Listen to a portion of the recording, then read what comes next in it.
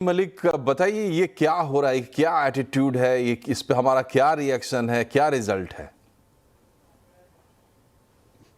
देखिए, WHO ने एक फॉर्मूला देके दिया है कि जो ORS के अंदर इतनी क्वांटिटी जो है चीजों की होनी चाहिए, जिसमें कि अगर 1 लीटर की अगर हम बात करें तो ग्लूकोज की मात्रा जो है वो 13.5 ग्राम होनी चाहिए, सोडियम क्लोराइड यानी कि जो नमक है उसकी मात्रा 2.6 ग्राम होनी चाहिए, पोटेशियम क्लोराइड की मात्रा 1.5 ग्राम होनी चाहिए और ट्राई सोडियम सिट्रेट डाइहाइड्रेट जो है उसकी मात्रा जो है वो लगभग 2.9 ग्राम के करीब होनी चाहिए। तो WHO ने एक मानक तय किया है कि इस मानक के आधार पर जो ORS बनाएगा वही ORS जो है वो मेडिकली यूजेबल है, उसी का जो है बच्चे को लाभ मिलेगा और इसी तरह से ORS बनेगा। किसी भी और तरीके से अगर हम ORS बनाते हैं तो वो ORS यूज नहीं किया जाएगा। तो यह WHO ने एक मानक तय कर दिया कि इस हिसाब से जो है वो ORS हमें बनाना चाहिए। ORS बहुत इंपॉर्टेंट है। जब भी बच्चे को डायरिया शुरू होता है, बड़े को भी जिसको डायरिया शुरू होता है, सबसे पहले हमें ORS तुरंत पिलाने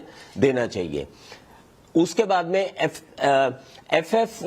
FSSAI, तो जो food safety and standards authority of India है, उन्होंने कहा कि ये बहुत सारी चीजें ऐसी बिक रही हैं मार्केट में जिनको ORS कह के बेचा जा रहा है, इसको तुरंत रोका जाए क्योंकि इसके अंदर शुगर की मात्रा बहुत ज्यादा है। ये बता दूं, अगर शुगर की मात्रा बहुत ज्यादा होती है तो वो हानिकारक हो सकती है बच्चों के लिए या बड़ों के लिए। ORS के अंदर शुगर की मात्रा एक तय लिमिट होनी चाहिए, जो कि मैंने आपको बताया ग्लूकोज की मात्रा 13.5 ग्राम से ज्यादा नहीं होनी चाहिए किसी भी हिसाब से। तो उन्होंने फिर उसके बाद में ये कह दिया कि ये बहुत गलत चीज है, इसको जो है तुरंत रोक लगा देनी चाहिए। तो इसके ऊपर रोक भी लगा दी गई थी कि भाई इसको अब हम नहीं देंगे। अब जो कंपनीज हैं वो कोर्ट में गई हैं और आज ये कोर्ट का ऑर्डर आया है कि नहीं, अभी इसके ऊपर स्टे लगना चाहिए। तो मेरा यह मानना है कि जो भी WHO के मानक हैं उसी हिसाब से हमें ORS जो है वो देना चाहिए। होममेड ORS भी हो सकता है जो कि हम दे सकते हैं। होममेड ORS के अंदर जो है हम घर पे भी उसे बना के दे सकते हैं, जिस तरह से हम नींबू पानी या शिकंजी बना के देते हैं। तो ये सारा मामला है। तो मेरा मानना है कि ORS बहुत बहुत इंपॉर्टेंट है किसी भी व्यक्ति के लिए डायरिया की वजह से। छोटी सी आपको एक बात बताऊंगा, पूरे विश्व में अगर देखा जाए तो 5 लाख लगभग 5 लाख बच्चों की मृत्यु होती है केवल डायरिया की वजह से। And the commonest cause of death जो है वो डिहाइड्रेशन है और ORS जो है वो डिहाइड्रेशन का तोड़ है। ORS देते हैं तो डिहाइड्रेशन नहीं होता। डॉक्टर साहब, ये बताइए, चूंकि मौका है तो लोग समझें इसको पूरे तफसील के साथ, तभी सही जागरूकता बनेगी। डिहाइड्रेशन जब हम बोलते हैं इसका मतलब क्या होता है? आमतौर पर लोग समझ लेते हैं पानी की कमी है। तो अगर सिर्फ पानी की कमी है तो उसमें सोडियम क्लोराइड, पोटेशियम क्लोराइड या ग्लूकोज की बात हो रही है, ORS की बात हो रही है। मतलब क्या होता है शरीर में जिसको हम डिहाइड्रेशन कहते हैं और कैसे ORS या जो घरेलू हम घोल बना के देते हैं वो उसमें मदद करता है? देखिए, जब भी किसी को भी डायरिया होता है तो उसमें होता क्या है कि पानी तो जाता ही जाता है, उसके साथ में सोडियम और क्लोराइड और पोटेशियम जैसे पदार्थ भी शरीर से निकल जाते हैं। तो अगर हम साधारण पानी देंगे वो शरीर के ऊपर नहीं रुकेगा। शरीर में पानी तभी रुकेगा जब हम उसको ORS की फॉर्म में देंगे, जिसमें कि सोडियम भी जाए, क्लोराइड भी जाए, पोटेशियम भी जाए और ग्लूकोज भी जाए सही मात्रा में। जब हम ये सही मात्रा में देते हैं तभी उसकी डिहाइड्रेशन कम हो सकती है। डिहाइड्रेशन का मतलब ये है कि जब भी डायरिया होता है तो पानी की कमी हो जाती है और पानी की कमी के बड़े सारे लक्षण होते हैं। अगर किसी के भी व्यक्ति को आपके घर में डायरिया हो रहा है और पता चले कि उसका यूरिन आना कम हो गया है, उसकी टंग जो है, जीभ जो है वो ड्राई हो गई है, उसको प्यास बहुत ज्यादा लग रही है, तो ये कुछ डिहाइड्रेशन के लक्षण है। आइस जो है वो अंदर की तरफ संकन हो जाती है, स्किन टर्गर लॉस्ट हो जाती है, तो ये सारी डिहाइड्रेशन के लक्षण है। और डिहाइड्रेशन का मेन इलाज ये है कि उसको पानी नहीं देना, हमें उसको ORS देना है। ORS भी क्यों ज्यादा कारगर होता है? क्योंकि ग्लूकोज और सोडियम की अगर एक रेशो में मात्रा जाएगी तो वो पानी एब्जॉर्ब होगा और वो पानी बॉडी के अंदर रिटेन भी रहेगा। और डिहाइड्रेशन में हमें डर पानी की कमी का तो होता ही होता है, मेन डर ये होता है कि सोडियम, पोटेशियम और इलेक्ट्रोलाइट्स भी कम हो जाते हैं। इसलिए डिहाइड्रेशन के अंदर अगर साधारण धारणा यही है डिहाइड्रेशन का मतलब है पानी की कमी हो जाना, नहीं, वो पानी की केवल कमी नहीं होता है, उसके अंदर वो इलेक्ट्रोलाइट्स की भी कमी होता है और पानी की भी कमी होता है। तो water coupled with all these electrolytes जब तक हम नहीं देंगे तब तक डिहाइड्रेशन ठीक नहीं होगा। और अगर शरीर में सोडियम की कमी होगी, पोटेशियम की कमी होगी तो इसके काफी सारे दुष्परिणाम हो सकते हैं। पेशेंट को को सीजर भी आ सकता है, बेहोशी भी आ सकती है और बाद में मृत्यु भी हो सकती है।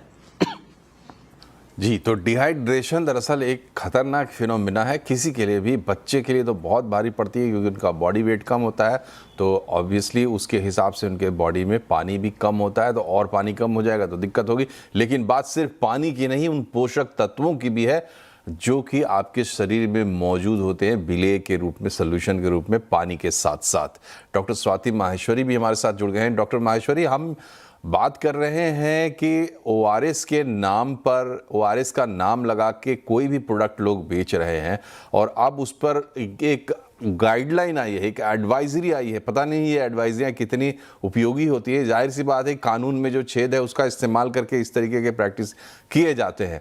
यहाँ पे कोई सप्लीमेंट जो हमें मिलना था उसकी जगह में कुछ और चीज़ मिल रही है और हम अनजान हैं तो उसका इस्तेमाल कर रहे हैं। ये पूरा हेल्थ को हार्नेस करने की कोशिश करना कंज्यूमर पॉइंट ऑफ व्यू से ये चल रहा है, ये किस हद तक खतरनाक हो सकता है?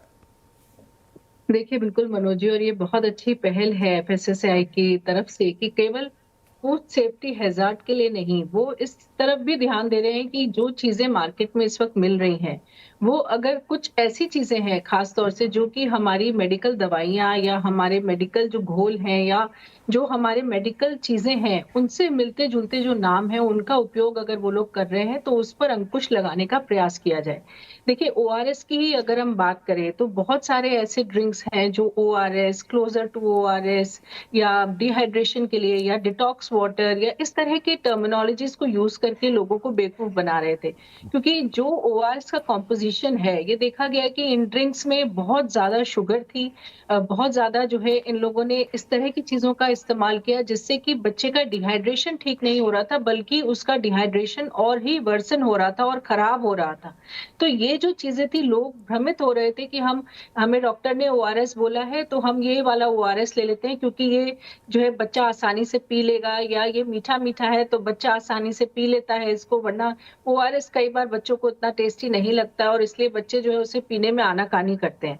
लेकिन क्योंकि ये ड्रिंक्स में बहुत ज्यादा शुगर था ऑलरेडी तो बच्चे इसको आसानी से ले रहे थे और इसलिए माँ बाप भी ये बात नहीं समझ पा रहे थे कि हम ओआरएस की आड़ में जो चीज दे रहे हैं इस वक्त वो एक्चुअली उन्हें और ज्यादा नुकसान पहुंचा रहा है और वो ओआरएस नहीं है। तो ये जो हमारी मेडिकल टर्मिनोलॉजीज हैं इनका इस्तेमाल अगर खाने पीने की चीजों में होगा तो एफएसएसएआई का ये कड़ा कदम है जो उठाना बहुत जरूरी है, क्योंकि पहले भी अगर आप देखें तो बहुत सारे जो ऐसे इन्फेंट फॉर्मूलाज आ रहे थे उसमें लिखा हुआ था closer to mother's milk, enhances immunity, इस तरह की चीजों का इस्तेमाल अगर आप करते हैं तो जो कॉमन कंज्यूमर है वो कंफ्यूज होता है, उसे लगता है कि शायद हम जो चूज कर रहे हैं वो अच्छी चीज चूज कर रहे हैं या हम ऐसी चीज चूज कर रहे हैं जो कि डॉक्टर ने प्रिस्क्राइब नहीं भी किया है तो भी शायद वो यही प्रिस्क्राइब करते या यही चीज सही होती। तो लोग भ्रमित हो रहे थे, लोगों को समझ नहीं आ रहा था कि ओआरएस अगर डॉक्टर लिख रहा है तो उसका मतलब क्या है।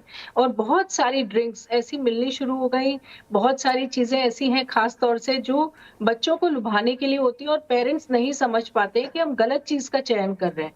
इसलिए ये एक बहुत अच्छा कदम है जो कि उठाया गया है। अभी पीछे भी देखिए एफएसएसएआई ने करा था कि 100% प्योर, 100% ऑर्गेनिक अगर आप लिख रहे हैं तो ये लोगों को भ्रमित करने के लिए इसको वर्जित किया गया।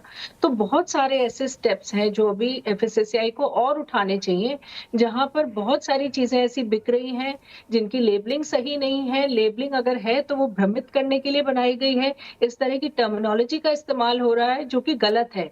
तो ये सारे कदम जो है बहुत अच्छे हैं जो एफएसएसएआई उठा रहा है और बहुत और भी उठाने चाहिए ताकि लोग जो है वो भ्रमित नहीं हो और उन्हें समझ आए कि हमें जो चूज करने के लिए लिखा गया है वो हम क्या चूज कर रहे हैं और डॉक्टर के हिसाब से हमें क्या चूज करना चाहिए।